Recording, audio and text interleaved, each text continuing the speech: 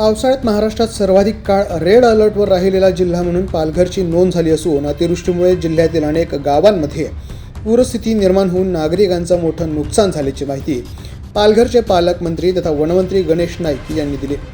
पूरग्रस्त भागाची पाहणी केल्यानंतर डहाणू येथे आयोजित पत्रकार परिषदेत ते बोलत होते। गेल्या काही दिवसांतील विक्रमी पावसामुळे पालघर आणि ठाणे जिल्ह्यातील जनजीवन विस्कळीत झालं असून हवामान बदलाचे गंभीर परिणाम आता प्रत्यक्ष नागरिकांना भोगावे लागत असल्याचंही त्यांनी यावेळी नमूद केला। जुलै महिन्याच्या पहिल्या आठवड्यात झालेल्या मुसळधार पावसामुळे घरांचे, शेतीचे, पशुधनाचे आणि सार्वजनिक मालमत्तेचे मोठ्या प्रमाणात नुकसान झाले।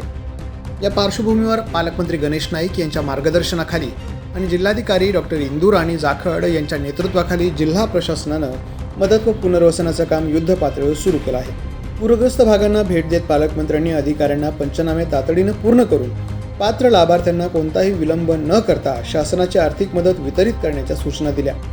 त्यानुसार मदत वितरणाची प्रक्रिया सुरू असून एकही पात्र लाभार्थी मदतीपासून वंचित राहणार नाही याची दक्षता प्रशासनाकडून घेतली जात आहे।